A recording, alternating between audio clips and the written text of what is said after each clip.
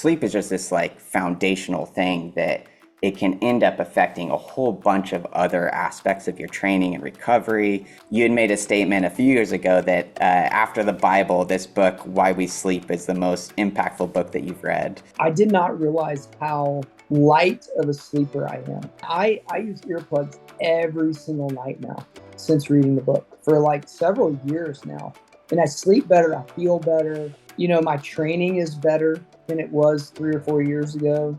I lost weight in a good way and I'm leaner. Like there's so many things that are better. Like my mind is better. I'm clearer at the end of the day. I don't crash as early in the day. So yeah, I think that would be the answer as to why it was so influential for me, is it actually made a difference. Hey guys, welcome to the Run Free podcast, where we talk about training using our holistic 5 principles.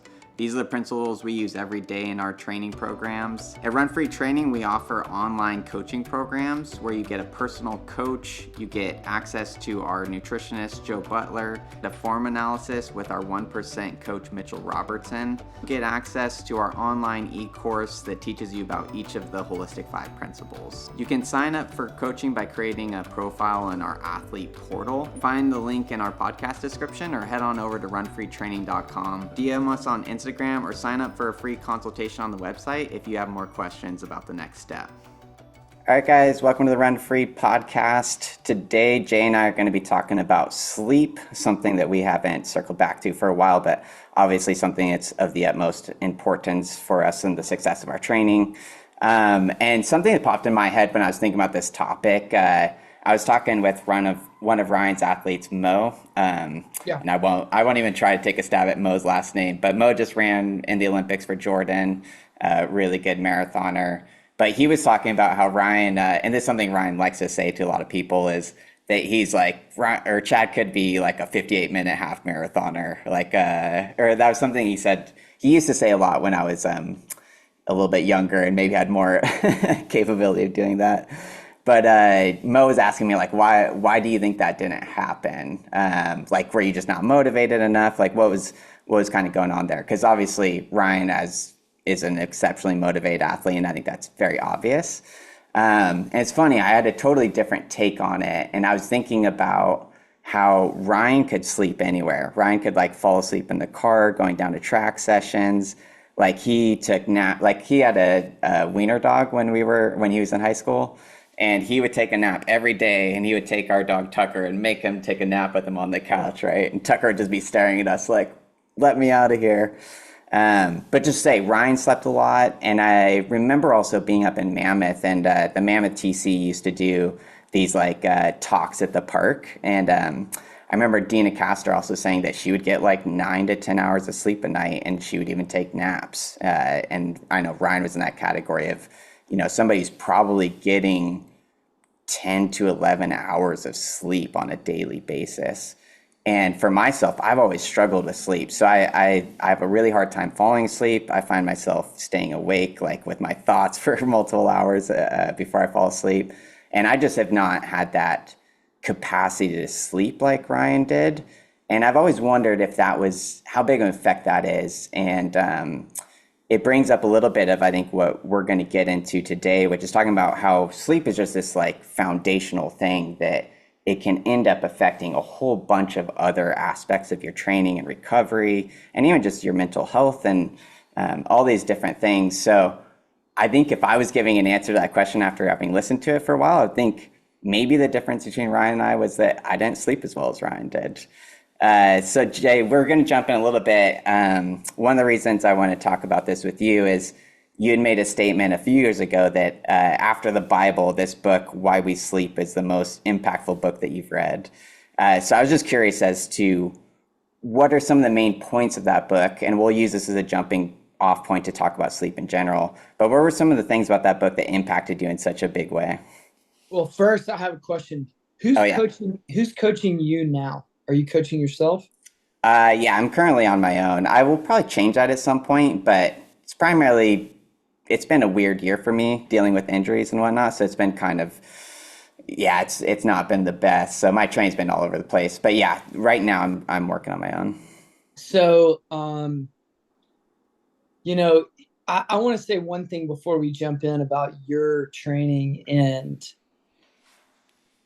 yeah, I mean, he may be right about that. And you may be right about that. Sleep being the difference between the two of you. And I think too that when I watch you run, I watch Ryan run, I see like this crazy fluidness, like like an amazing pop. So I think there's still room, like huge room, Yeah. huge, incredible room for you, especially in the marathon. Like the fact that would you run 2:12 Yeah. at Mesa? Isn't that your PR? Yeah. Yeah. By yourself? Dude, you're a 2:07 guy. Yeah. Like Maybe. you are. There's Yeah. no doubt. There's no doubt. I've had that conversation with a bunch of people, and I think sleep is a huge component if you got that right. And I think also it's just like the difficulty of the marathon, like in having enough stabs at it to have like that click in your brain, where like it just works for you. So anyway, I want to encourage you that I still think that you've got plenty of time in the ability to knock it out of the park. But as far as the book goes, the reason why I thought it was so influential to me is um, Matthew Walker. He backs his recommendations up with such good research, and it's not like influencer gimmicky research. Like, I feel like we get too much into these hacks, like life hacks and this hack and whatever. But it's very common sense, like basic things that you can actually tackle.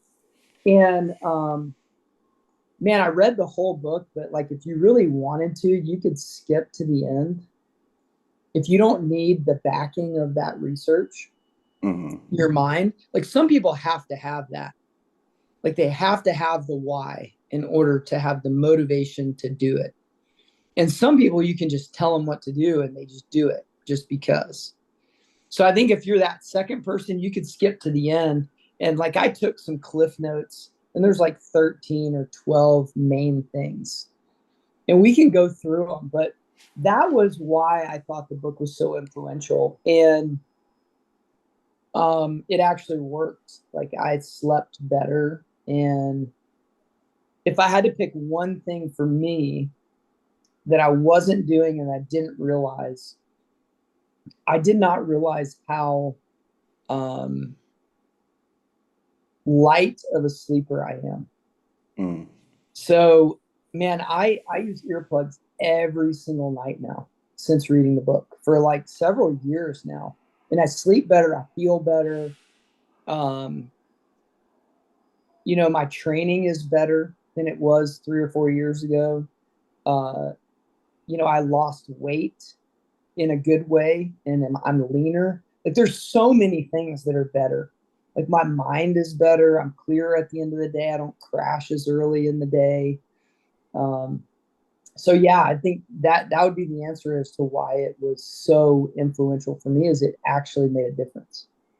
So prior to reading that book, did you not think about the sleep component as significantly, or was that something you just kind of No, I you, struggled with it. I knew it was okay. significant, but I just couldn't get it right. Yeah. So I'd have nights where I just didn't sleep all night. And I would still just go about my day like normal. And I couldn't figure out why I didn't sleep all night. And and the second thing is every night before I go to bed, I take a shower. And he talks about that in the book where there's like this switch in your brain that you have to have a drop in body temperature in order for your brain to click you into the sleep mode. Yeah. And part of taking a warm shower is it takes core temperature heat and it brings it to the surface of your skin. And then when you go into a cold room, you get a really quick core temperature body drop. Mm-hmm. So it's like, it seems counterintuitive that you would take a warm shower and that could result in a body temperature drop.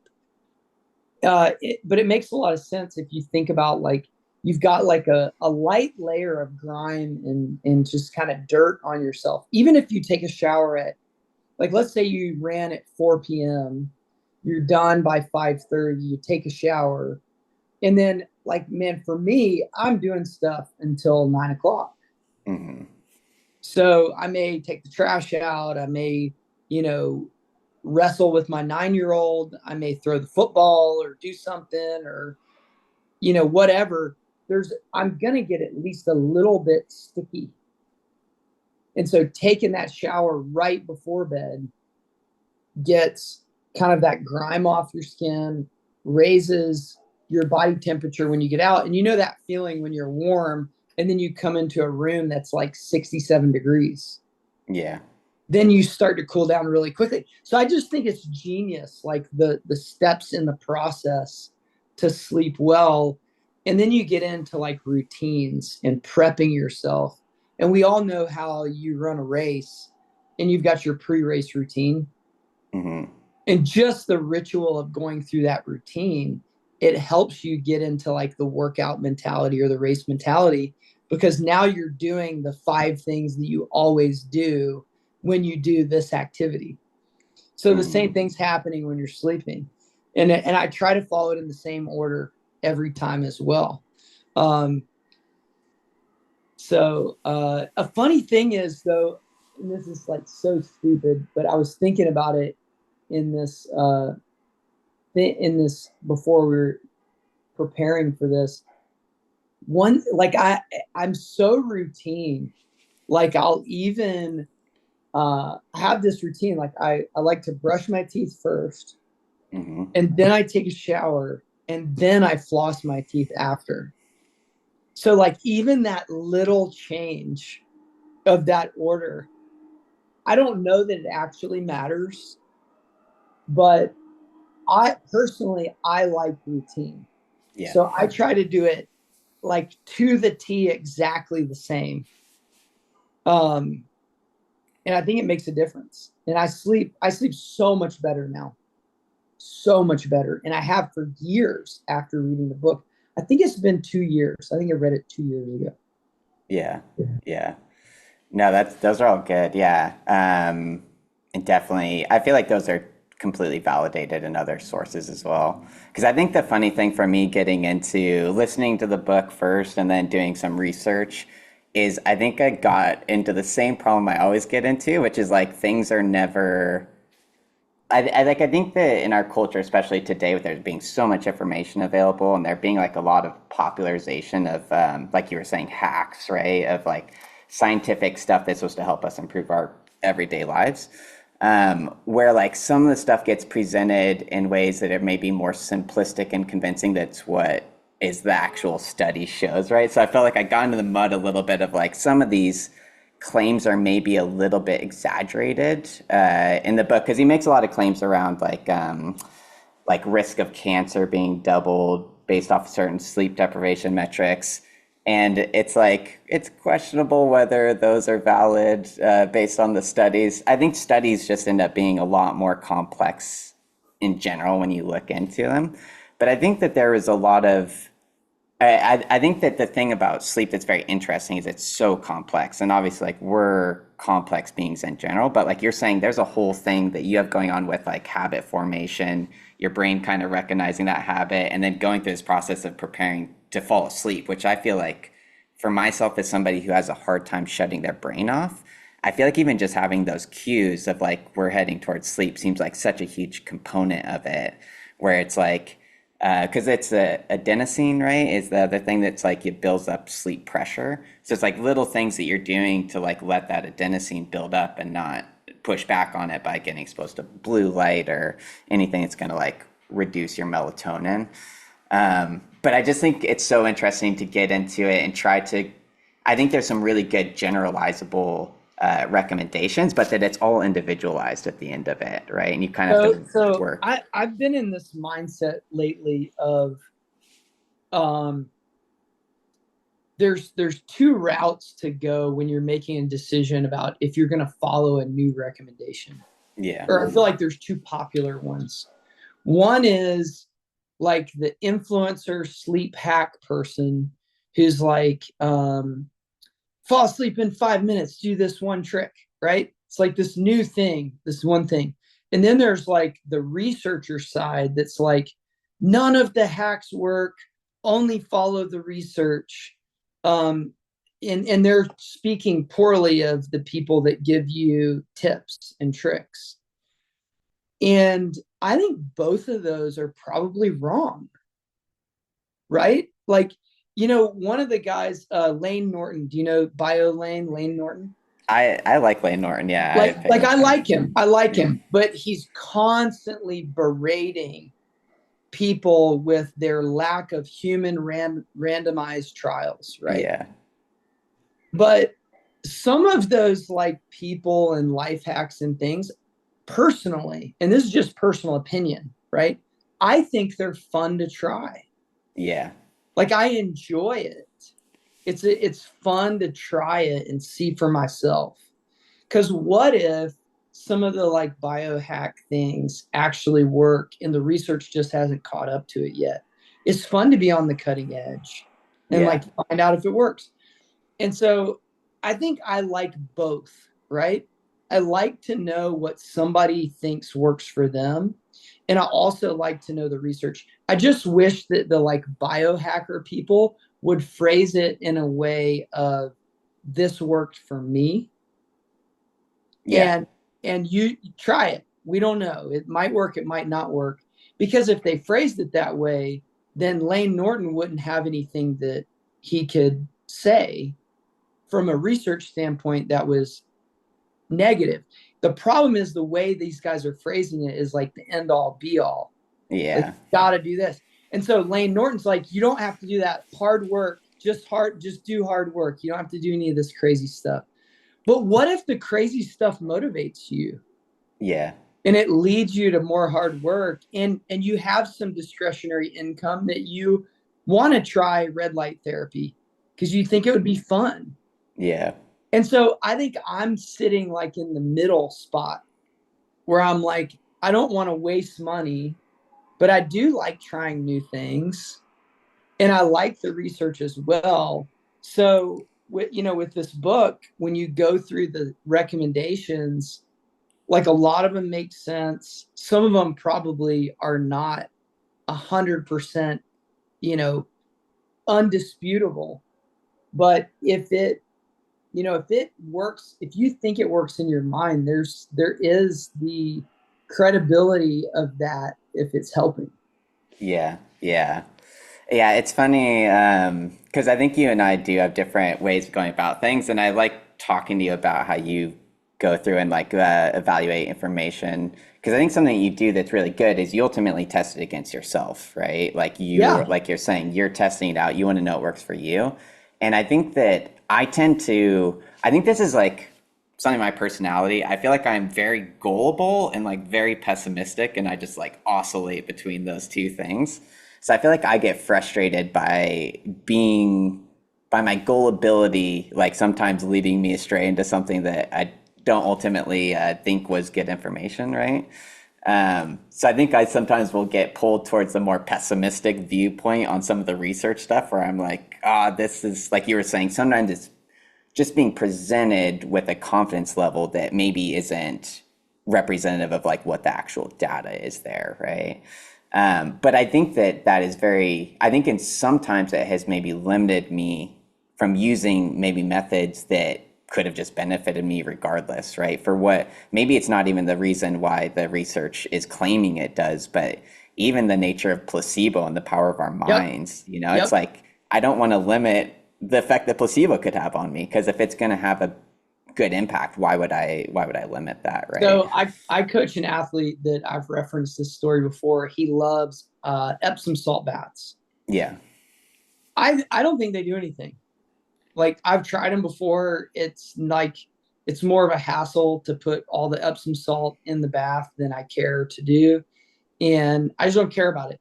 But when I talk to him about it, I'm like, hey, let's try and get at least 2 this week if you're, after your workouts. And he's like, oh yeah, thanks for reminding me, man. I feel so good the next day when I take one. So I just feel like there's value there in, if there's a rhythm and there's something, like for me in sleep, it is the shower before bed. Mm-hmm. There's something about that, like warm water and just feeling clean, that helps me sleep. And so there may be something for you or for someone else that calms their mind and Mm-hmm. allows them to relax and let go. And that's one of the things that allows me to relax and let go.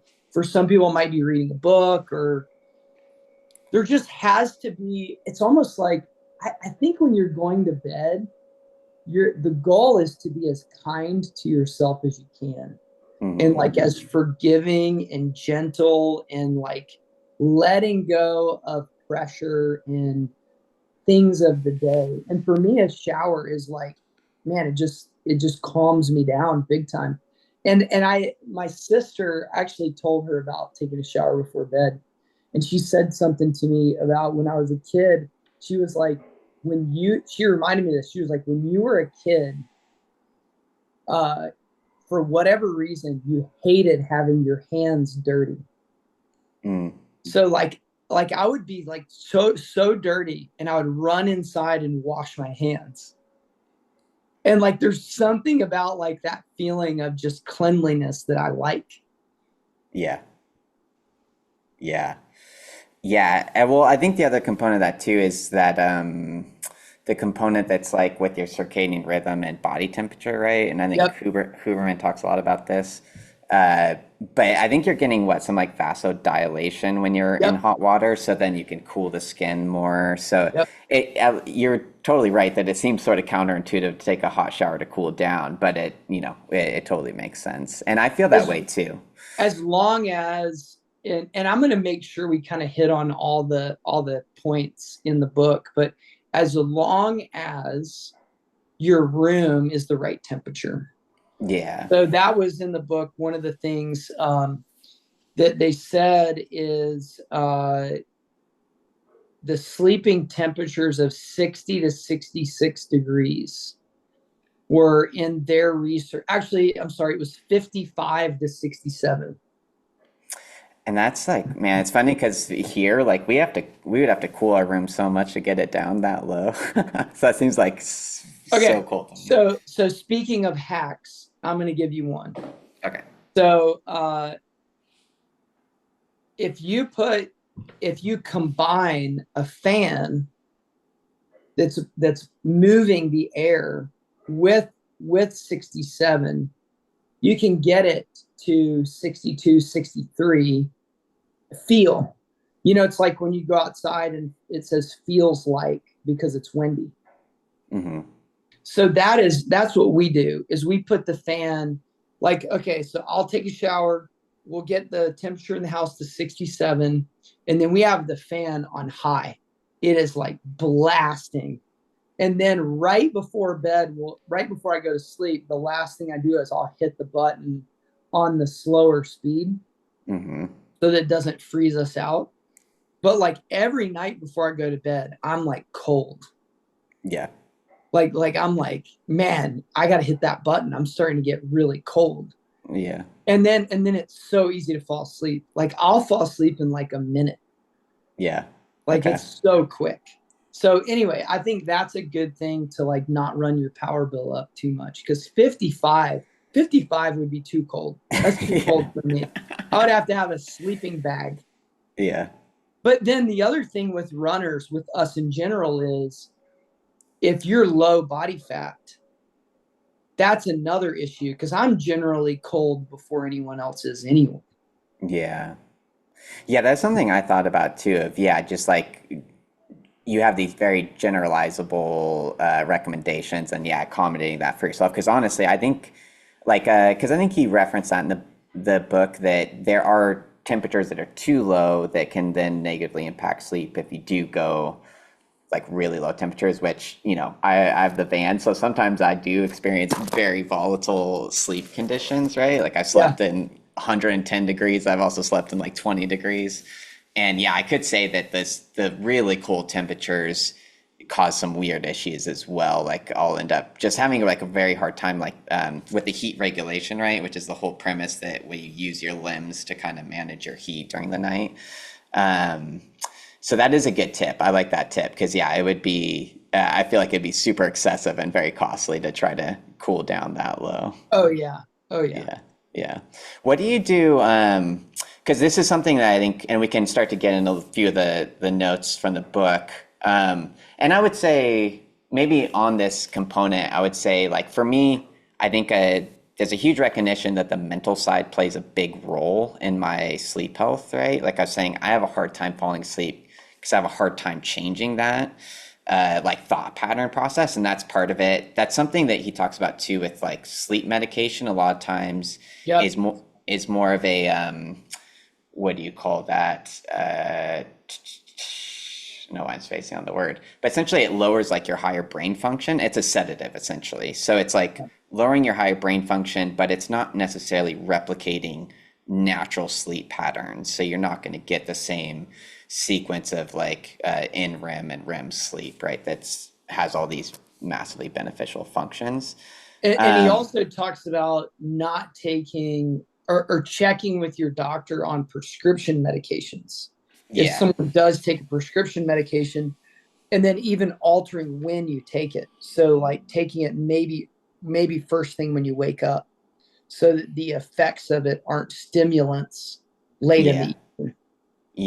Yeah, and that's an interesting note. So I thought that was interesting because I do think that like we have a tendency to rely on like pharmacology instead of these more like other behavioral stuff to work through our problems, and that makes a lot of sense to me in terms of my own experience and the way that I felt trying to use different sleep medications. Like it doesn't like I always feel drowsy. I always feel a little bit crummy the next day. And another interesting thing was that he noted that a lot of like something that might be going on there is also this differential between the way that you feel like the way you evaluated the quality of your sleep versus how your sleep actually looked. And I saw this somewhere else too, where like there was researchers studying sleep and they're looking at people's like the cycles of their sleep and evaluating based on their brain waves how it looked like they slept, and it looked really good on paper, but sometimes people would be like, I had a terrible night's sleep, but they got 8 hours, they went through all the right cycles. So there's a weird like disconnection sometimes between how we feel we slept and how we actually slept. And I feel that way with sleep medication where I'm like, I slept, but I don't really feel good running today. I don't really feel super rested. Like I can tell that there was something that wasn't the best, right? It wasn't I, the best I, outcome. I think you bring up a great point that I've thought a lot about. Two things that I've thought a lot about. One is, how do you shut your mind off? How do you Yeah. actually get yourself to fall asleep?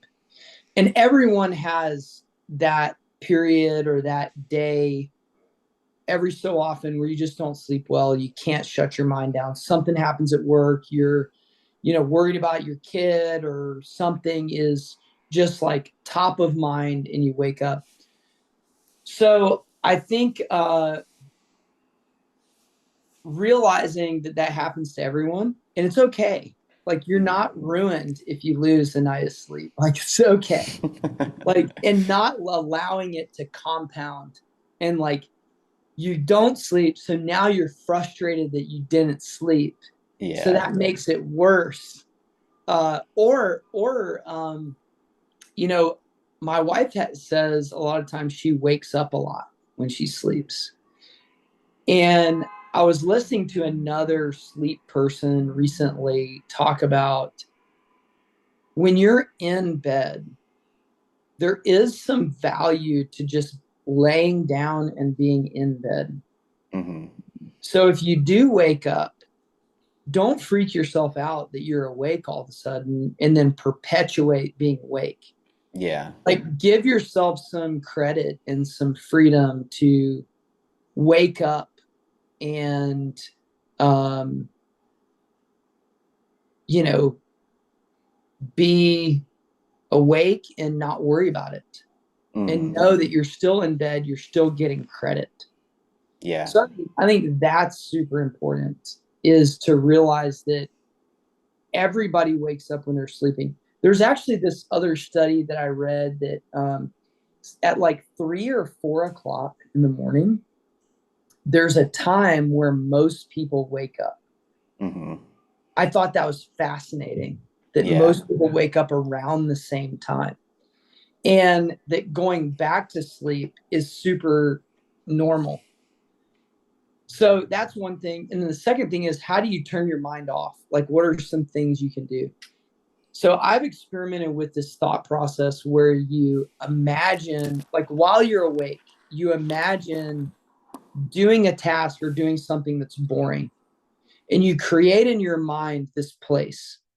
And I've talked about this before. So the first one that I created is I cannot sleep on an airplane. I hate long flights. And the worst thing is when you're on an airplane and you're sitting straight up and you're so tired, your legs are restless and you can't fall asleep. I know you've felt that feeling before. Yeah. And especially after like a race or something where you're just absolutely trashed and you would give anything to lay down, right? Like, you know, that feeling, that's like a real visceral, like you can imagine that very easily. So sometimes when I have a hard time turning my mind off, I will try to put myself on that flight in my mind. And I will think about what it feels like to be on that flight and how frustrated I am that I can't lay down. And I'll try to imagine myself sitting up, frustrated, tired, I cannot lay down. And then I'll slowly let myself realize that I am laying down and that it is comfortable. And it works. It brings me into a really relaxed state. The other thing that I've done is, the Bean in Chicago? Yeah. So I don't know why I picked this one, but I'll be trying to fall asleep and I'll be thinking about something, and I'll force myself to imagine myself with a 4-inch paintbrush having to paint the bean black, right? Yeah. Like, and how long that would take. And I'll get really into it in my mind. Like, I'll imagine myself putting the scaffolding together to paint like the side of it, and I'll see how far I can get. And I'll try to imagine like each brushstroke of painting it. It's like counting sheep, right? Yeah. It's like that Yeah. idea you're going to count sheep. I pick something that's really frustrating to do, Yeah. and I will focus all my energy on painting the bean. And I Yeah. never make it very far. And like when my mind tries to go to whatever was frustrating me, I'll go back to, no, I've got to finish painting this bean. And I will try and think about, okay, I've done 8 inches now. So it's a 4-inch brush. I'm going to do 8 inches to 12. Okay, I'm going to paint this side. Now I got to build the scaffolding higher. And I really go detailed into it. And the third one I'll do is, when I was a kid, at a camp over the summers, I managed like 15 horses. And every day I would feed them in the morning and the evening. And I would shovel their stalls. Yeah. So I imagined myself shoveling the stalls again. And I hated doing it. Absolutely hated it. Took forever, but I will imagine myself going through and shoveling each one of the stalls to try and take my mind away. I feel like that is underutilized, like mind games with yourself internally. That relaxes me. Those are all boring things to do. And I actually think about like the smells and the detail, and I think about how the doors open. And like those three things, like I've spent a lot of time in my life painting, in doing construction projects. I spent a ton of time shoveling those horse stalls. I've been on a bunch of flights. So I think picking things that are relevant to you, you can really get into your own mind and like imagine these things. I think it's almost like you're building a stage for your mind to imagine. You got to do the work when you're awake, though. Mm, mm-hmm. Like these three things, I just had this idea with the plane one. And I like spent a lot of time while I was awake thinking about how much I hate not being able to sleep on a plane. Yeah. And then I got kind of bored of that one, helping myself fall asleep. And then I've been to the bean several times. And for some reason, when I went to the bean, I always thought to myself, man, I want to paint that thing black. Right. So like, yeah, like ruin everybody's day. yeah. It just needs to be painted black. It's too shiny. And then the horse stall one is another one. I'm sure I'll come up with another one at some point. But I spend like a couple hours like thinking about not at once, but thinking about what these things look like. And I imagine them and I planned for that to be my thing I was going to do to get myself to sleep. So this is like every night you go to bed and you No. Only the nights when something happens in my life that's disruptive. And you need to be distracted. Yeah. And I'm frustrated and I'm like, and my mind won't let go. And I'll be like, nah, I'm not, because there's no good in that. Yeah. Like you don't accomplish anything. And in fact, there's this great story. I think it was Ben Franklin, or it might have been Albert Einstein. I can't remember who, but it was like a really intelligent person would sit in an armchair, and he put below the armchair a steel plate, and he would hold in his hand some steel marbles, and he would let himself drift off to sleep while he was thinking of a problem. This might even been in the book. I can't remember. Yeah. Was that in the book? Well, I think there's been a lot of great thinkers who have done this. I'm forgetting who the originator of that was, but it's always used that example to show like the way your mind's operating. The power of sleep. Yeah. And so like the idea there is, you're not going to solve the problem thinking about it. But if you fall asleep while you're thinking about it and you let yourself sleep, and he was using it, and then he would fall asleep, drop the marbles, wake up and have right? Yeah. And so like my premise there is like if your mind is just running and you can't fall asleep, you're not going to solve that problem. Yeah. You have to get to sleep. And so whatever means necessary to get you to relax and go to sleep, a lot of times when you wake up in the morning, you will have maybe not solved the problem, but it's certainly better. Actually, Ryan and I were talking about this a few months ago, where he was saying, my life is the worst right before it's time to go to bed. Like, because you're tired at the end of the day, like frustrated, and like everything seems terrible. And then you sleep and you wake up and you're like, oh, it's a new day. Yeah.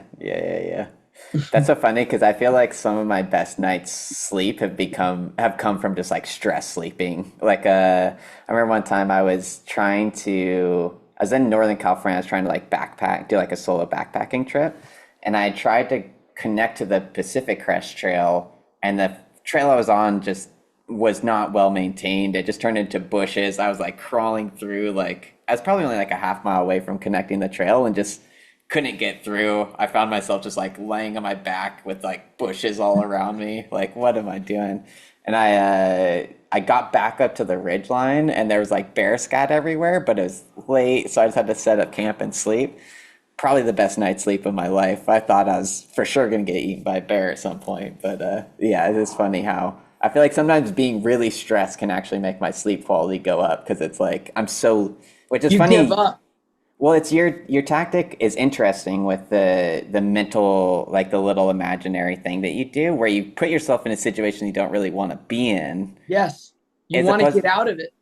As opposed to, I think sometimes something I do that's maybe doesn't work very well is my brain will start drifting off and dreaming about like good things that I want to have happen, right? Like some race, something that I want to do, right? When things all tick along. And that seems, I think maybe that's just too stimulating. It's like your It brain is. is Yep. too fired It's up too and much. excited about it. Yeah. And I think, and I mean, I just stumbled on this path inadvertently trying to go to sleep, and then it worked. And then I was like, oh, I'm going to try a different one. And it worked again. And I think the key to that, and I don't know this, but I think the key to that is all of the things I'm talking about doing are things that I'm familiar with. Hmm. Um, and I can imagine in great detail all of those things. Like I know what a brush feels like in my hand. I Yeah. know what it's like to paint a room and to paint trim and how tedious it is. And I know what flying is like. That's not really that impressive, but and I know what taking care of horses and animals are like. All things that I do not desire to do. And so I think if you can find some of those things, there's better potential that you make it real in your mind. Your brain's like, I got to get out of here and go Yes. dream or do something else. I'm so bored. Yeah, it is. It really is. And think about the things that put you to sleep are the things that you're just like, when I was a kid, I worked with my dad a lot.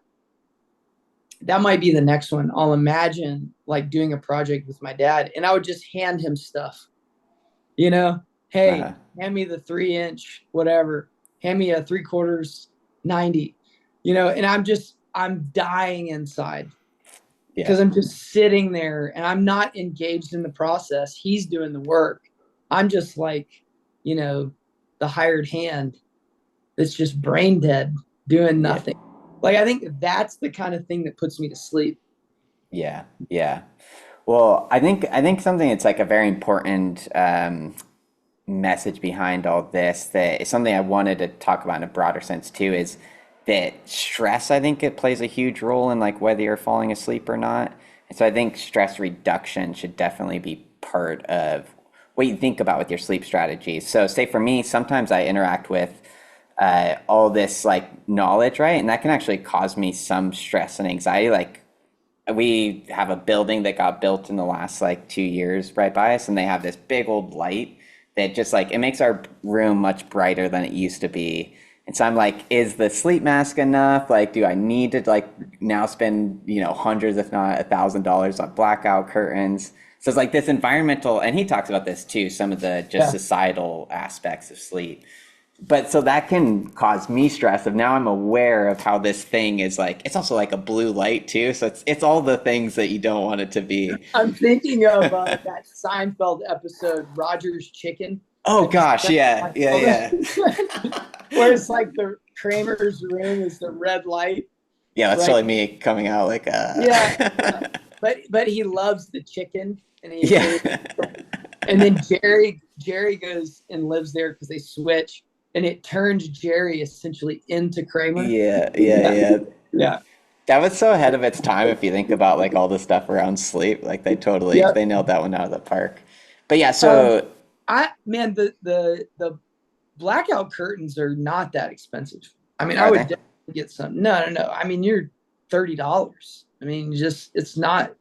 They're not that expensive. You just need to get. I mean, maybe it's Georgia prices versus San Diego. I don't know, but Yeah. man, go to Home Depot, get some of those blackout curtains. That'll work. I mean, I was like, we'll figure out something because I was like, I need to piece together something. I mean, I was more so going to bed dreaming about ways I was going to go and take care of this light. I was going to like climb up and cut some cords and whatnot. That was my sleep strategy. Oh, Uh, did that work? no, didn't work. Oh, Actually, it kind of did a little bit. I think it did rectify a little bit of my just anger around the whole thing. I was like, you guys are bad neighbors. But so anyways. isn't there like light ordinances and stuff? I think it might be in violation of that. So I've even thought about, yeah, contacting the city or something. But I'm like, it also seems like it's a new building. Like they must have passed code on that stuff. So Yeah. I don't know. But I think that's something that's like, I think we do find ourselves, and something that he talked about in the book is like on a societal structure, on a societal scale, we don't always do things that are the best for each of us individually, right? And I think this thing around sleep is definitely one of them. So I view, like, I think the book at large, like maybe there were some problematic statements around some of the, just how confidently some of the statements are around some of the research. But I think that the overall premise of it is very important in bringing attention to sleep, and the fact that, like, yeah, some of the statements might be overstepping a little bit, but in general, I think they're pretty dead on in terms of you're going to have significant negative health outcomes with the lack of sleep. But yeah, well, and then there's another interesting thing. There's I think it's 1 in 10,000 there is a gene that you don't have to sleep as much as the rest of the population. Oh, yeah. And so the recommendation is don't consider yourself one of those, because you're probably not. Mm-hmm. Yeah. But there is a genetic predisposition to needing more sleep versus other people. So it is individual to some degree.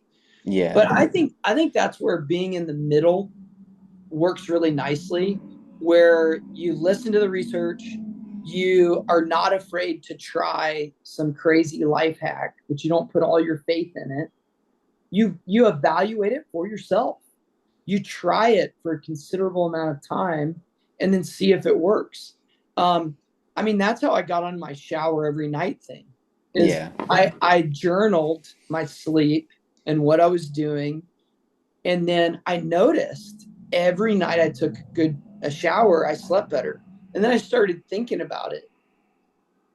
And this is a little bit weird or gross or whatever, but I took a shower at 5:30 one night several years ago. And then I played with the kids until like 9.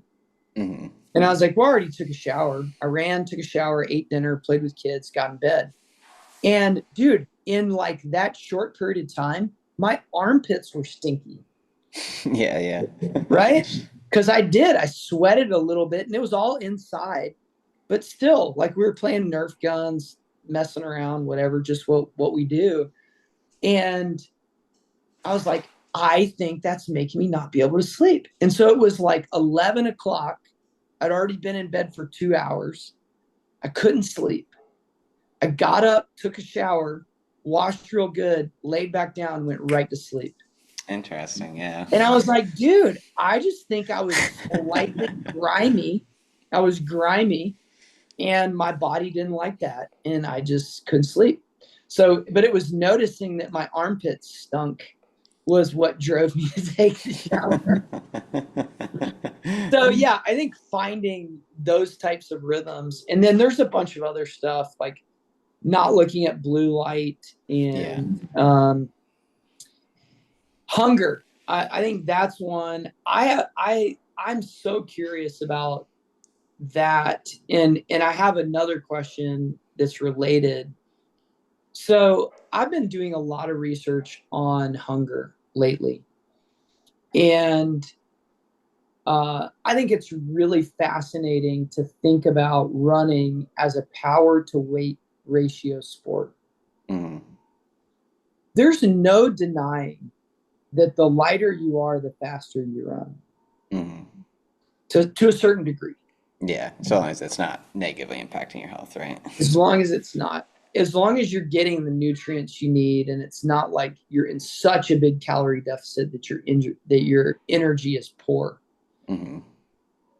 But how do you do that? How do you lean out your body if your goal is to run faster? How do you do it in a healthy way, in a way that doesn't affect your sleep? And I know you've messed around with that quite a bit, to my knowledge, just listening to, that's just like a side note, kind of related to sleep, but what are like the successes that you feel like you've had? What have you learned there? Yeah, it's funny because one of the things that I think has made my mom the most angry was she commented on a Huberman. It's like a Huberman podcast somewhere. I don't know where she commented, but it's something about that she likes to eat carbs before she goes to bed, and that helps her sleep. And some guy went off on her about Pastor? that. Yeah, she's still mad about it. But anyway, that just reminded me of that. Yeah, because I think that is interesting. Like, I mean, I think the times where I've, like in my younger years when I was trying to lose weight, like I think I've completely changed my mindset in terms of how I go about trying to lose weight these days. And honestly, like for me, it's presented so many issues that I'm very cautious about that in general. But like in my younger years, I think when I was just more extreme in the way that I thought about things, and I think this is also just more common thinking back then, was kind of just less is more when it comes to how your nutritional strategy that essentially, like I remember even Alan Lim reading his book, who like has done all this stuff with nutrition for cyclists, and he was saying that like an elite level cyclist for a period of time should just be hungry, right? Like that's just part of the routine. And like I think that's questionable. I think there's ways of doing it without being hungry, and I would maybe argue against that for long term like nutritional Oh yeah, strategies. yeah. But just to say that I think that was just kind of the mindset of the period of time also. So like my weight loss strategies always were about eating less food in general. So like going to bed hungry was something I was kind of trying to do on a regular basis. So I think I was always undermining my sleep, which then undermines, like you were saying, your hunger. Like I think ghrelin tends to go up, right, when you have when you have sleep deprivation. So the whole thing can just spiral in on itself. Not to mention training becomes less effective. I think if I was taking a calorified test back then, I would think I would see that my caloric output probably went way down. So it's like I was really struggling to lose weight. Like I think the times in my life where I tried the hardest to lose weight was when I was the least successful with it. Yeah. And that's been, I want to do a full thing about it because I kind of keep circling back to that chlorophyll test and how much it's impacted my perception. It's really changed the way I think about when I'm trying to essentially undermine my body by not taking enough calories. Like that's affecting it. Like it is completely lowering my output during that period. And like I feel like a zombie. I don't sleep well. Like all these things kind of get exacerbated by it. So that's been, I think, something that's been like transformational for me. So for myself with sleep, I think there's another thing that's kind of individualized. Like some people seem to do well when they really limit their calories. Like say you don't eat after 5 or 6 p.m. and you kind of go into sleep in a fasted state. Where I feel like for me actually eating some carbs, and I think Huberman actually does carbs in the evening too, like actually does tend to kind of help me sleep. And I think as athletes, a lot of times I think our metabolism might be going a little bit quicker. So sometimes getting through the night without waking up hungry can be an issue. So sometimes I will purposefully eat something before I go to bed that has like a mixture of protein and carbs typically, that I feel like just helps me get through the night without waking up hungry. So the thing that I've been messing with lately is uh, kind of a blend of like a Kenyan style and an American, you know, really high carbohydrate, really high fueling during exercise, like as much as you can handle. Yeah. And then a period during the middle of the day where the calories are a little bit lighter. Mm. And then one of the goals that I have recently, and I've yet to like really flesh this one out, is I'm working on a nutrition plan where it's designed around making sure you eat dessert every day. Yeah, I think I remember you saying that well, I think I like kind of programming it in, which I liked what you said was like Yeah, you're gonna eat it anyway, so at least yeah, like plan it in a way that's yeah, constructive. Yeah. yeah. And so like there's so many athletes we work with that have sweet tooth. Like why fight it? Like, let's like plan it in. Mm-hmm. And so anyway, I think the thing you're saying about sleeping and fasting late in the day, if you get it right and you get your dessert in with dinner and it's not caffeinated, Mm-hmm. like in some chocolate is probably fine before dinner, but not like a massive amount. Yeah. Um, I think you can eat and prepare for sleep and have a nice dinner with a dessert. And that is the not now the dessert side's not the Kenyan style, but the bigger evening meal definitely is. Yeah. Like that's a very East African thing to do. And they eat typically pretty late. Yeah. They eat later dinners, and they're very carb heavy and very fat heavy. Lots of oil and lots of um, meat and the whole chicken and the whole animal and plenty of ugali and rice and beans, and anyway, and then, but I think the other thing with that is during training. Like I think the fascinating thing to me is what if we fueled in running like triathletes and cyclists fuel? Mm-hmm. Like I think that's a missing component. I think there's so much room for improvement. Like, and I'm talking about even during some easy runs. Yeah. And we don't do that. We have this like bravado about going out on a fasted run. Like, what if we had much more fueling during that period? And then you're not as hungry after, so you don't overeat. And then you have a lighter lunch and a normal dinner. It's not like you're not eating during the day, but I'm just experimenting with a much higher electrolyte level, um, a bigger dinner, less during lunch and breakfast, and a ton of fueling during exercise. Yeah.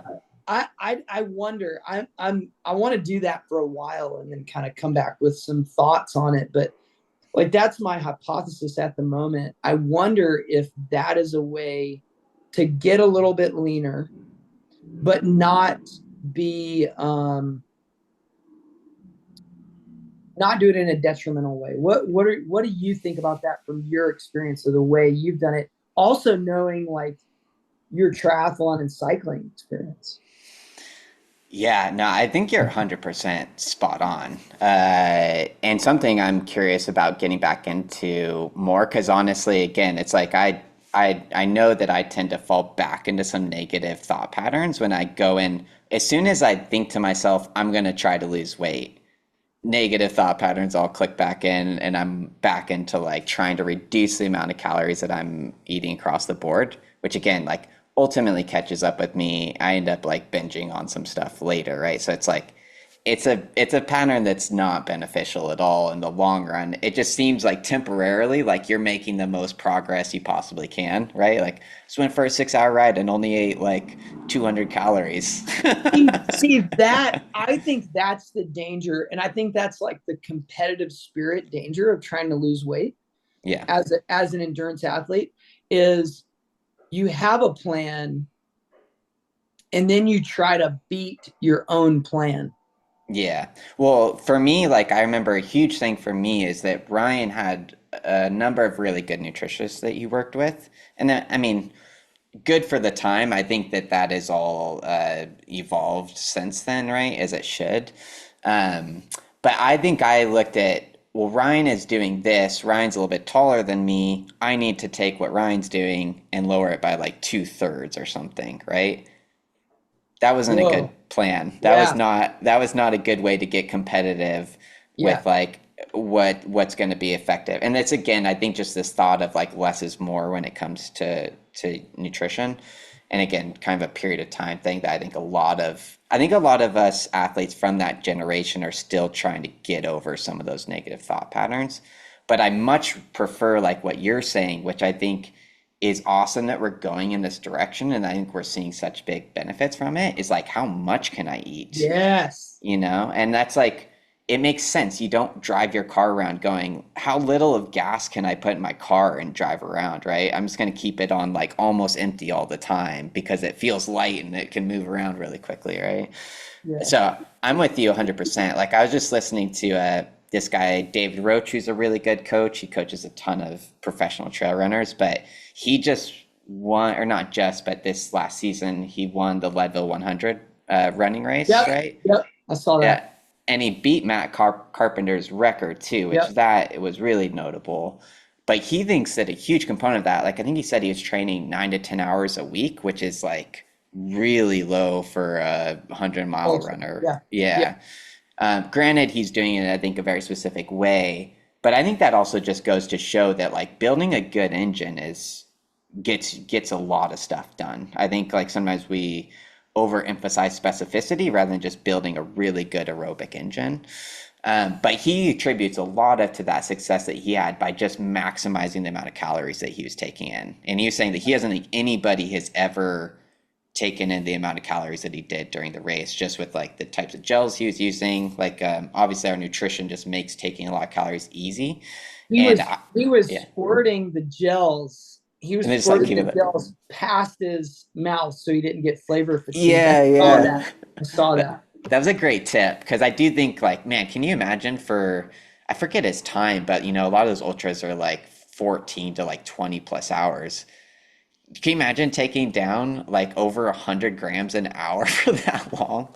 And here's the other thing about that too is so I've been experimenting with my doubles when I do a double run.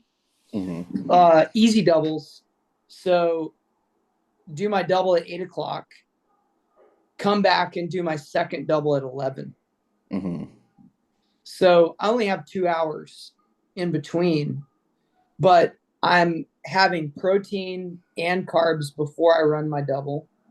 I'm having carbs during the first run, protein and carbs and some food before, and then running again. I actually think it's easier to double. Yeah, well, that's another thing that I remember you saying about the double threshold stuff. And I think that there's times where I noticed when I got the fueling right on a double threshold day, the double felt good. And Yeah. then on days where I didn't, I felt like garbage, which is like, it should be that way. That seems super obvious, right? Yeah.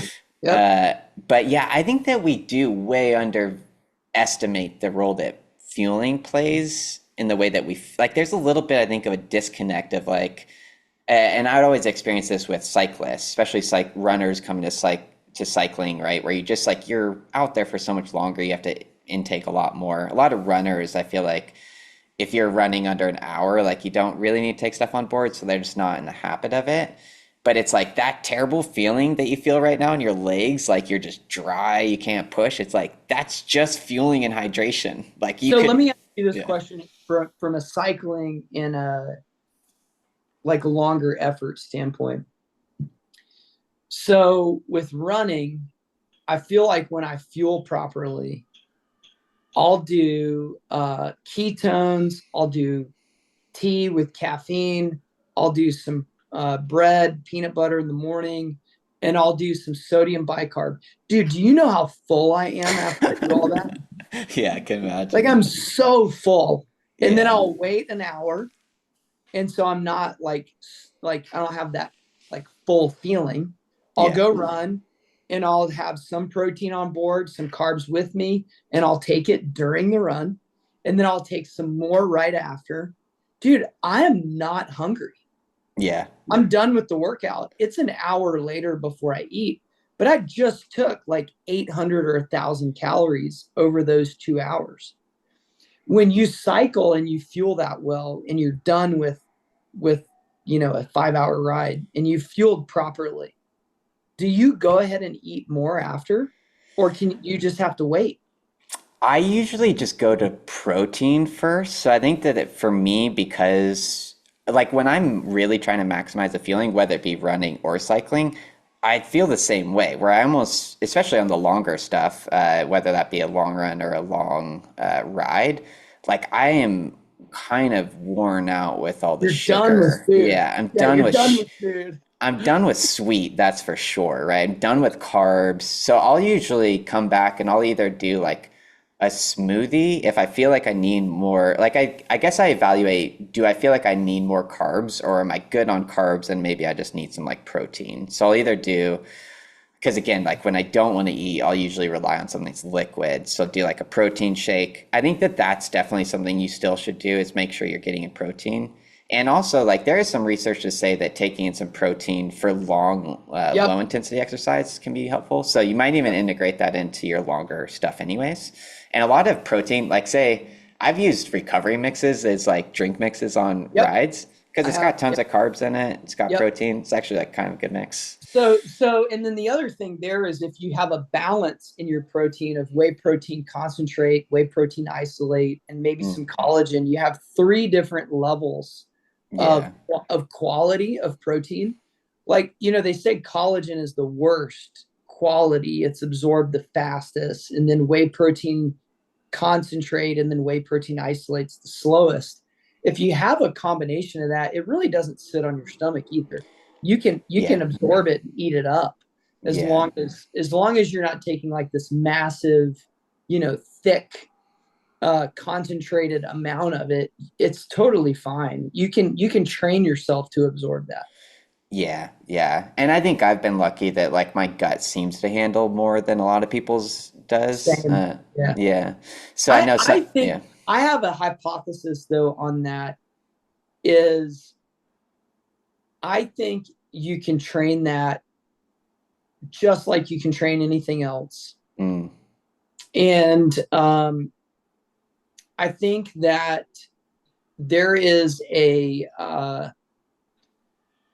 there's a consistency component of that. If you do it over and over and over and over, you will get better at it. I think most people give up when they have some discomfort and they're like, and you hear the word, I can't do it.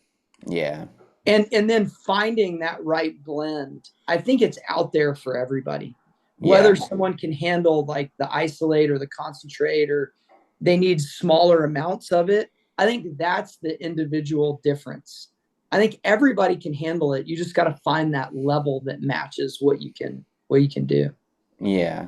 And I think there's also like sometimes I'll make a smoothie and I'll just use Greek yogurt instead of a protein mix. So there's other ways I think to get protein as well if you do just not like protein powder or it does bother your stomach too. But I agree with you that I think doing some experimenting around I think usually does remedy problems. I think it seems like specific products just don't work for specific people. Yeah. Yeah. Um, but yeah, also, I mean, I think for me, so say like the periods in my life where I was really trying to limit like my fueling in general, but especially like I wasn't doing a good job fueling my workouts. It is crazy to me looking back how that affects your psychology and like I definitely like went through some binge eating disorder stuff and it felt like there was like a fixation that you just cannot get around. It's like it just is this nagging of you need to eat and it just like is constantly on your mind. Whereas like now that I'm not in that pattern, it seems absurd to me. It seems absurd to be like fixated with these foods and whatnot and have that take up so much mental space. So I think that it's been really freeing in a lot of ways of like when I'm really feeling my workouts well, like I don't want to eat any of that stuff off of the bike or off of running, right? Like I'm craving salads, I'm craving protein, I'm craving all these things that are good for my body because I've really fueled it during the process. And I think that something it's a big component of how our bodies operate is when we put them under unnecessary stress, they're going to react to that stress, right? And it's kind of the same thing we talked about the Calorify test of like it's going to moderate your caloric output down if you're continually deprived of calories, right?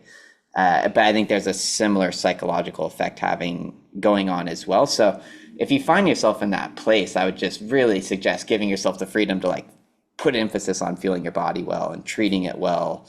And I think across the board, it's like the more friendly you are towards yourself, I think the better the outcomes tend to be. Yeah, I think I'm just really curious to continue to play with uh, seeing how much I can fuel during workouts. Yeah. I think that is, I think you said that, like being kind to your body. It's like, if we're going to work it, let's fuel it really, really well. And then let's see how we feel afterwards. And there's a huge emotional component to food too. If you feel good, there's a better chance you're going to eat healthier and you're going to Yeah. eat the right amounts than if you're like, down on yourself. The workout didn't go good. Your legs hurt. You didn't feel good. Like, that's a tough place to be all the time. And if Mm. fueling is the problem, it seems like it makes sense. Just fuel yourself really well. Like, I've even thought of, like on days that I do double, really like right after having my food ready, Yeah. Yeah. like, and fueling really well during. I want to experiment with that and see how that affects recovery also on the subsequent days. But so far, like, I don't think there's been an upper limit. Like, as much as I can take in is benefiting me during, even the doubles, like Mm. when even easy running. Like, Yeah. I think we're missing fueling on easy runs. I think we need to. Yeah, I agree with that because I feel like because I've had this thought too of like, what if you just never let yourself um, get into like a real caloric deficit within your workouts and within your running in general? And I think the counter argument would be that like you get some like fat oxidation benefits, right? But I agree with you. I feel like those are so like a lot of like I think if you're ever sacrificing the main gains for the marginal gains is where you get in trouble. And I feel like we've done that. And that's where I think the information around sports and training is something I'd be very critical of, and why I'm like even critical of like the book that we're talking about, right? Is uh, to not let like an idea that somebody says kind of dictate how you're going to go about it, regardless of what the outcomes are. You know what I like to do with ideas? I like to test them against other sports. Okay. Yeah. I mean, that is, So yeah. so I like asking this question to high school athletes when I do like a talk. Is I'll say, hey, okay, I want you to give me one thing that you can do to get better at running. And sometimes people will say stretching or weightlifting or whatever. And then eventually we get to, uh, the next question. I'll let them answer, and I'll say the next question is, okay, if I want to be a better free throw shooter, name me one thing I should do to be a better free throw shooter. Hmm. And they'll say practice free throws. They get it right away. They get it right away. There's nobody says stretching or weightlifting. Yeah. And I think that highlights something really interesting in running, is why did no one say run more? Oh, yeah. It is interesting because I think there are some ideas, and it's funny because I was talking to Rory about this about mileage. I feel like we're rabbit trailing all over the place, but hopefully people are Yeah. still getting some good stuff out of it. But we were talking about high mileage running, and like it's something we were talking about our podcast with Matt Silver, and he was saying that running a lot makes you faster at running, but it doesn't necessarily make you stronger. And so we're kind of debating that. But I think that running a lot, say like high mileage running, I think amongst a lot of talks around training has kind of gotten a bad rap for causing injuries. Where Rory and I are talking about, I think to some degree, there can be a reduction in injury. There can most be some injury prevention from running high mileage. And I think there's certain reasons to believe that's true. So I think it's interesting just like the different conversations that happen in the public space and what gets more attention and not dictates so much of like these sort of thoughts that we all have around training. And I think with running, like high mileage and injuries is like such a common thing that people are like, oh, like there's so much stuff about how to run fast off of lower miles. And I think that's true for a lot of people, but I don't think it's true for everybody. Yeah. And I'll give you two more examples of this. So when you have a newborn, you would think that keeping the baby up all day will make them sleep at night. Mm-hmm. That's not the way it works. the more they sleep during the day, the more they sleep at night. And there's a saying when you have a newborn, sleep begets sleep. Okay. So the more you sleep, the better you get at sleeping. Okay. And then eventually you can wean them off the daytime sleeping. But if you try, man, you will hate your life because that baby will not sleep at all. It will just cry and cry and cry. So, and to go back to your fat metabolism, fat oxidation, increasing that. So to judge this against another sport, what if I went to a basketball team and before their game, I said, hey, everybody, we're going to limit your carbohydrates because what we want during this game is we want to oxidize fat instead of carbohydrates, but you're going to feel like crap. Yeah. And when you get to that fourth quarter, you're going to suck. Yeah. Because you're going to be getting roasted by the other team who's drinking straight sugar. But sugar is bad for you because you don't oxidize as much fat. Like everybody would look at me like I was insane, right? Like you'd be totally stupid.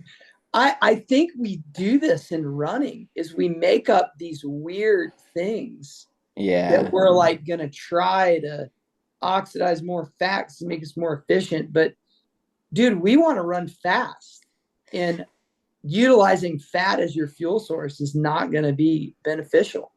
Yeah. Well, I think that it just doesn't, and this is something I think does happen sometimes, is like something that's like, is maybe applicable for like the highest level of professionals, right? Where you're trying to get a marginal gain, and then somehow that information just becomes available to everybody, and everybody thinks that's applicable to them. Yep. And it's like most people, it's like the bulk of your training isn't about doing it fasted and increasing fat oxidation. It's like it's benefiting from being fueled well. And that's like 95% of what you're doing, right? So it's like, don't give up the 95% for that like 5% gain, because you also might get it wrong, which is I definitely did. And then you get people that are like, I always run fasted. Oh gosh, yeah. Because then you can normalize anything too, right? Like you can totally normalize the way you feel. And there's some nuance here, right? Like if you're somebody who wakes up at 5 a.m, or earlier even, like a lot of our athletes do, I do totally get that it's hard to wake up and get fueled before those morning runs. Well, and then here's the other thing. What did you eat the night before? Yeah, and that's what I was going to say. Like, just what's your total caloric? Because and if you do wake up early and run, like there might be a case for like, yeah, maybe you have a beefier dinner or you have a snack before you go to bed that maybe you feel like you shouldn't because somebody said you should. But yeah, taking that all into context, and then again, coming back to like, how do you feel, and maybe trying out some different things to see, could you feel better? Because, well, what's interesting is, say, I think that they did the chlorophyte test, but I always reference the Norwegians, right? Because they are so good still. But they were saying, the triathletes, Gustav Iden and Christian Blumenfeld, their coach was saying that they are pushing well above what chlorophyte says. It's like, was it 3.5? Was it 2.5 or 3.5? I think 3.5, something like that. Yeah. So they're saying they're pushing well above it when they're training for triathlons, which I think is completely believable given the volume that they're pushing.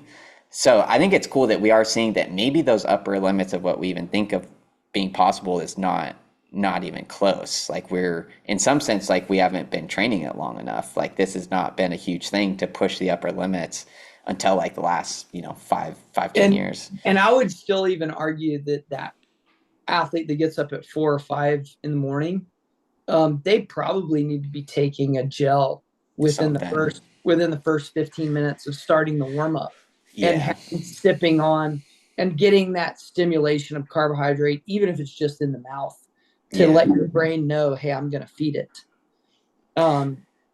Because do you, something that I've started to emphasize more with my athletes is like, hey, let's try to get, even if it's a shorter speed workout, especially, like, let's take some gels on board. Let's like practice this. Yeah. And I picked that up a little bit from, it's something I would do on the bike a lot for some reason. I would just always eat. I would treat intervals like as if I'm at like have a sugar window after every interval, right? Or do like a 20-minute interval, pop a gel, ride down, do it again. Yep. But Ryan said that about Sarah too, that for all of her intervals, she's taking in gels and it seems to be helping. And I Yeah. think there's also that cognitive part of that too, where I think your body just feels like it's getting fuel. And I think it's just going to do a higher, it's going to give you like a higher quality output based on that. It's one less thing that your mind has to think about. Yeah. I'm hungry. I got Where, to take care of that. yeah, where am I getting Where's my fuel from? Where is it coming Where's my from? next meal? Where's my next Yeah. meal? I love this. I want to hit on a couple more sleep things, but one more with the mental side of where's my next meal coming and satisfying that with the fuel. There's another thing that I've been playing with on the mental side where even if I have something to do after the run, Hmm. I've been convincing myself that I have nothing to do today. Yeah, yeah. Like, I think that's a really interesting thought when you're training. Yeah. Because if you have nothing going on, then you have no reason not to finish the whole workout. Yeah, yeah. There's nothing going on. I think limiting the things that your mind feels like it has to do. Yeah. I got nothing going on. My food's taken care of. My drink's taken care of. This is it. This is all I have to do today. Yeah. So anyway. I think that's valuable too. I think that for myself, like I think maybe you have an easier time controlling your mind than I do. Like I think I may have to work at it. And maybe it's just something that's well practiced too. But I like for me that's kind of the benefit of meditation is being able to like dictate what my mind's going to be thinking about, right? Where I feel like if you're like me, I feel like that's actually a pretty hard process. And why I think sleep can be difficult for me as well is just being able to do that, to be able to say, don't think about it. Like this is to be able to essentially play this like mental game with yourself to create this situation. I think that's super valuable. And I think I'll probably try to incorporate some of the stuff you're talking about, especially with the sleep thing of like a more mundane sort of sleep story, which is interesting because there are meditation apps that have like sleep stories, right? That like it tells you a little story while you're trying to fall asleep. And I used to kind of be judgmental of that, kind of like people who would like watch TV while or have the TV on while they're going to bed. And you're just like, oh, I would hate to be married to somebody who watched TV when they're going to bed. But I think for somebody who has trouble turning their own mind off, I can see like having some sort of story to just let your mind follow. Yeah. Yeah, might be a helpful thing and might be something I actually start trying. But I think the better version of that would be kind of like yours, where you have something you can lock into that's it's like a patterned behavior too, where it's familiar. And there's actually like I like that there's actual like memory correlated with that as well. So you can kind of fill in that like well maybe mundane details, but you can kind of feel it almost, right? Yeah, and all of that is really difficult. Like your mind goes outside of that, and you've got to like fight to bring it back. Yeah. But I think that process has gotten easier the more I've done it. So I think there is quite a bit of practice of like, the Bible talks about self-talk a lot. Like there's a lot of self-talk. Like, why is my spirit disquieted within me? Yeah. Why? Like you're asking yourself the question. And I think that's where practice of self-talk, what a positive self-talk is super hard, but I think it works. And I think it does get easier the more you do it, for sure. Yeah, and then I think it's cool because that's applicable, like you're saying, that's applicable for when you're going to sleep. It's applicable for when you're in a workout, right? Like there's all sorts of applications where that's helpful. Yep, Yeah. yep. Cool. Well, we better get into some of the other sleep stuff.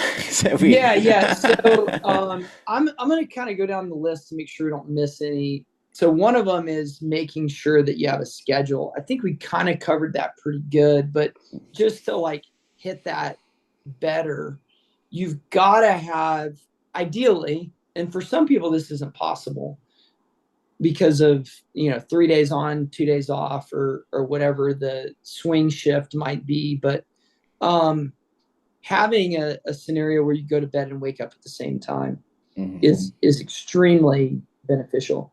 And for somebody who's capable of doing it, the ideal scenario is the one I always try to chase.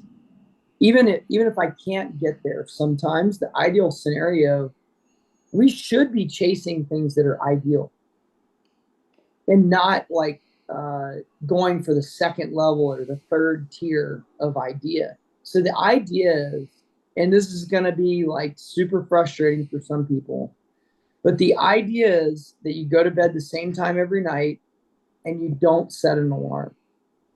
Yeah. Like that's the ideal scenario.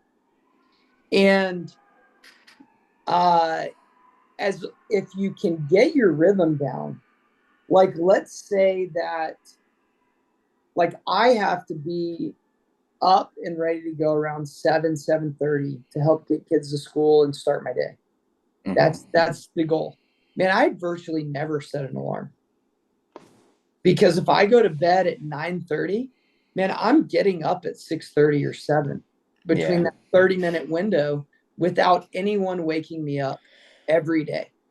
So that's the ideal scenario. And sure, I have to set an alarm if there's like a race or a flight or something that I'm worried about missing. But that's the ideal scenario, that it's regular every day. Yeah. And I think that just makes a lot of sense in general, that we tend to like work off of like schedules and behavior patterns too. But then also like what he talks about in the book, right, is the fact that this is all getting into your circadian rhythm and keeping that in a nice flow, right, where those two components of the adenosine building up, it kind of has this nice flow to it. And then you have like your heat temperature thing that's also in that rhythm, right? And I think, that all makes a lot of sense. Another one is trying not to exercise too close to bed. And I think that one's more related to core body temp than anything else. And also like your excitability personally. For me, I could exercise within 3 hours of bed, no problem. And it's also like how used to exercise are you? Yeah. Like if it's just another part of your day. Now, if it's a workout and I've caffeinated and it's like a evening race or something, man, there's not a chance. I'm not even trying to go to bed. Yeah. I'll just stay up until midnight and then try to go to bed afterward. Like, I mean, I'm with you. It's just, it's too stimulating, right? I yeah, feel like it's mostly a mental thing for me. yeah, you might as well just watch a movie. Yeah. And that brings to caffeine. The half-life of caffeine, I think, is 4 hours. So that means if you have caffeine at 8 a.m., at 4 p.m., half of it is still in your system. Yeah. That's crazy. Wait, Yeah. no. At 12 o'clock, half of it. 4 hours later, you still have half of it in your system. So by 4 p.m. is when essentially your coffee is worn off completely. Yeah. No, by 8 p.m. 8 p.m. Because it's like it's 8 hours. It's 8 hours for it to be. Now it is a bell curve, so it's remnants of it. So we try to finish our caffeine by 2 or 3 o'clock in the afternoon. Yeah. Because you got to figure, okay, if it's 3, that's 11 o'clock. It's completely gone. I'm actually not terribly worried about like trace amount of caffeine at the end of that tail, because I drink caffeine regularly anyway. It doesn't really affect me that much. But yeah, I think 2 or 3 o'clock is like your go-to. What do you think about for people because some people don't feel like caffeine affects their sleep? Like, do you think that's just kosher for them to keep? Yeah, I mean, I guess my mom drinks caffeine at like 8 o'clock and goes right to sleep.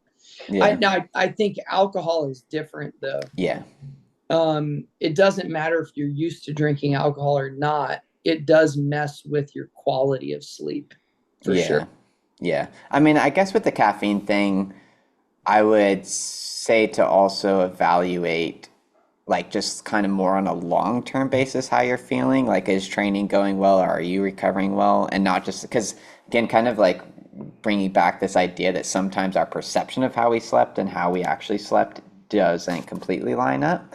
So I Yeah. think like there is the perception of how you slept and the way that you feel the next day, but I think also just tracking long term, like, does it seem like I'm recovering well? And then, doing evaluations of why if you're not. Yeah, the alcohol side though is I think pretty definitive.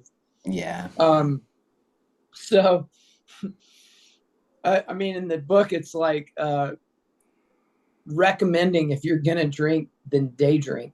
Yeah, yeah. Like get it done before you know the evening is there.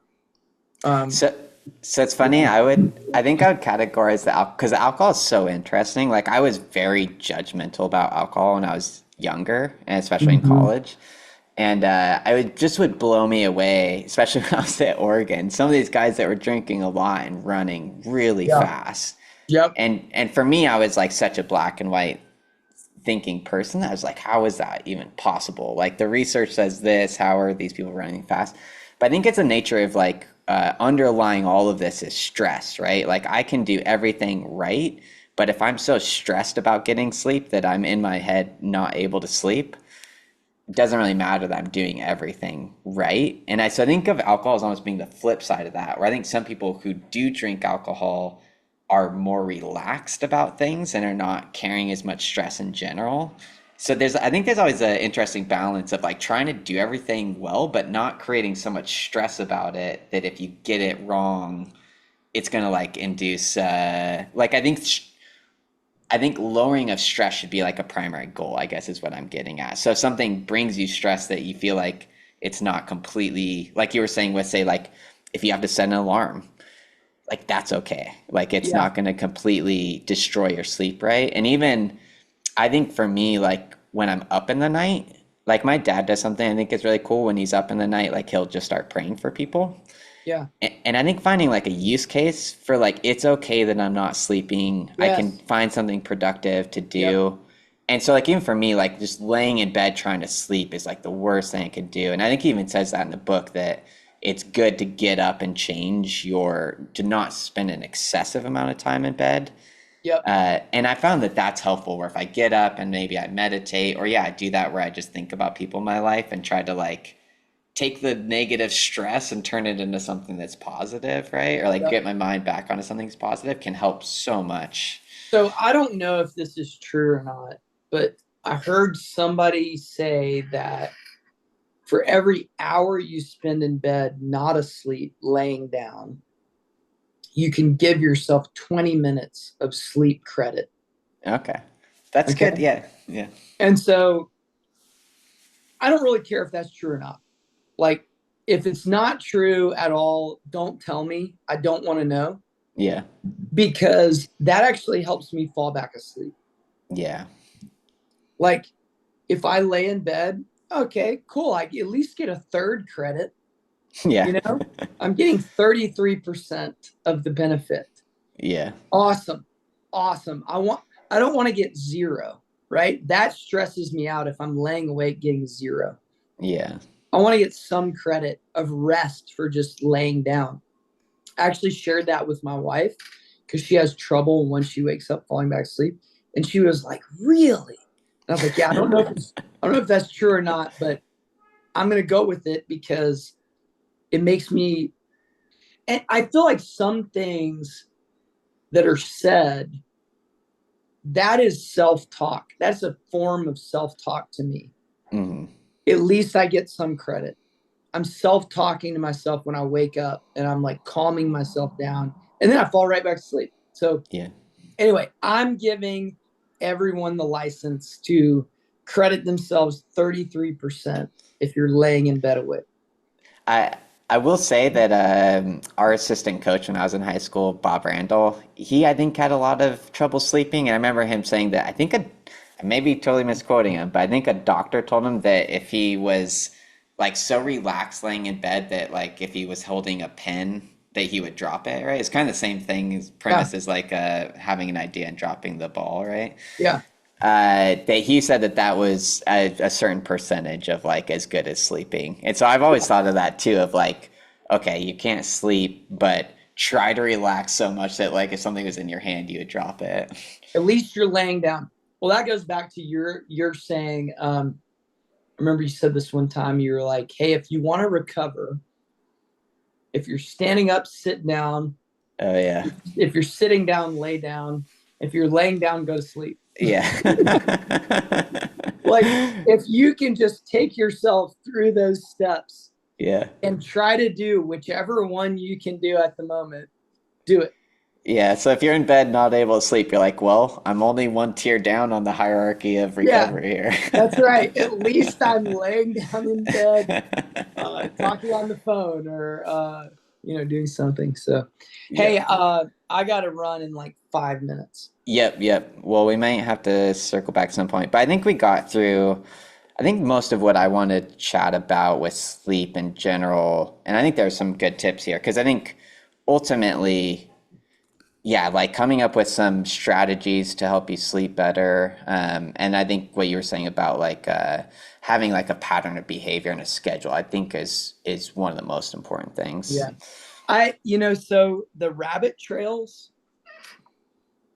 I honestly feel like in podcasting, the more I've watched and paid attention, the rabbit trails people go on are a lot of the times the most interesting parts.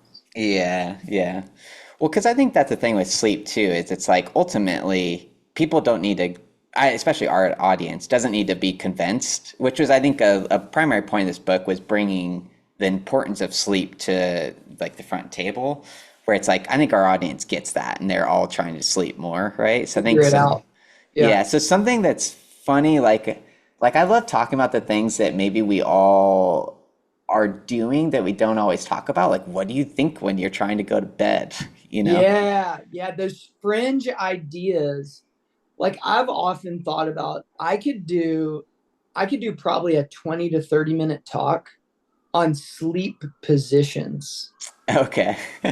because I find it fascinating to like try different positions and where your spine moves in relation to your head. And like if your low back or your hips bothering you, what can you do to relieve like a glute, or an IT band or an Achilles or a calf or a quad issue? Like I know that you've done this. I know Mhm. you've laid in bed and you've been laying a certain way and you can feel like a pain in your knee from your quad. And then Mhm. you move another way and it goes away. And you're like, yes. Or like you have super calf tightness and you're like trying to sleep in a way that it feels better in the Yeah. morning. Yeah. But stuff like that, everybody does it, but we all do it like without really analyzing stuff like that or talking about it because it's reactive. Like you're sitting there and you move because it hurts and you Yeah. get to a position that doesn't hurt anymore. And it Yeah. relieves tension on that one muscle and puts it somewhere else. Yeah. And that's why, I mean, this is such a theme for us, but I feel like a lot of times when I become aware of something, it's like it's my attention all of a sudden, and this is why I think listening to people and how they think about things and kind of some of their methods is so helpful, is it might just bring your awareness to something that you're kind of ignoring. So say somebody who's like, they just sleep a certain way and they don't realize that it's bothering something Yep. in their neck or shoulder, and then they hear somebody talk about how they changed something in their position, it helped a lot. Like that was always it was always there, right? That like feedback that maybe this is not a good way to sleep, but you're just not really thinking about it, right? Your Well, attention's not there. and that's another thing with waking up and going back to sleep is having your go-to positions that you switch to. Yeah. That's why I could do a 20 to 30 minutes just on sleep positions because I've got 4 or 5 sleep positions that I'll rotate through if I can't sleep. Yeah.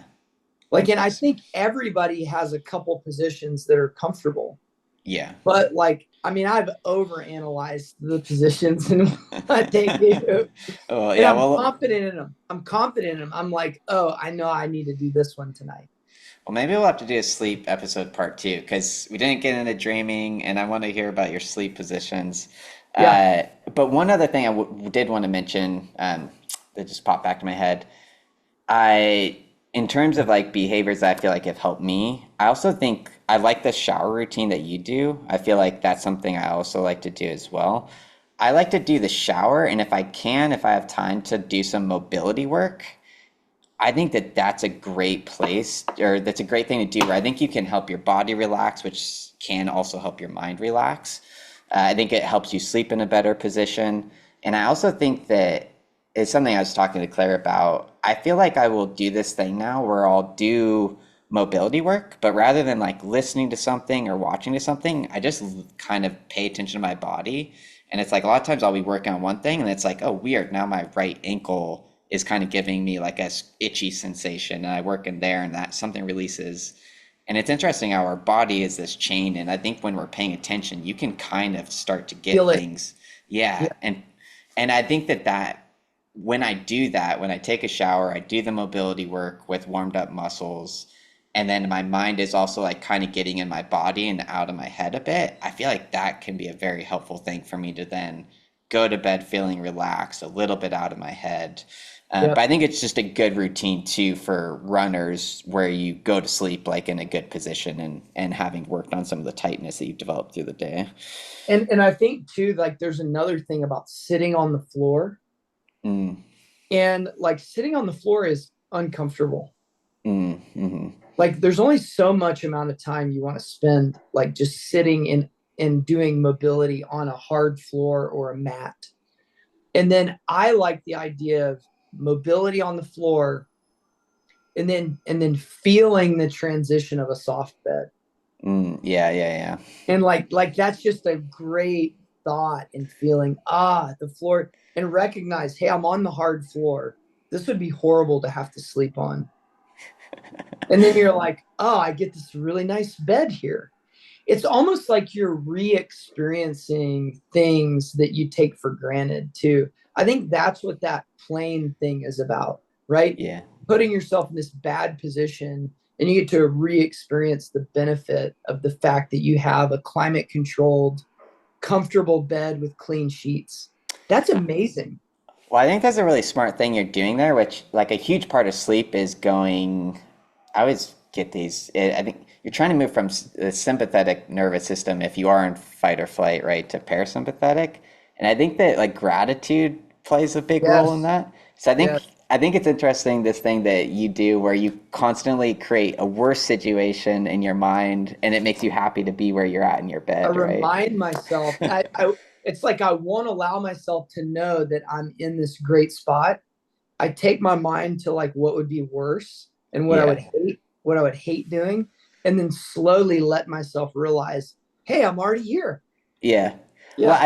I think it's subtly really smart because I feel like when I can't sleep, part of it is I'm mad. I'm mad that I can't sleep. I'm mad that I need to sleep, and I'm now mad that my next day is probably going to be garbage, right? So it's Yeah. just like Yeah. just Yeah. spirals into frustration. So I think finding a way to get yourself back to just having gratitude for being in your comfortable bed, I think is yeah, Yeah. is super wise. All right. All I gotta right. roll. I gotta go pick up the kid. Yep, will do.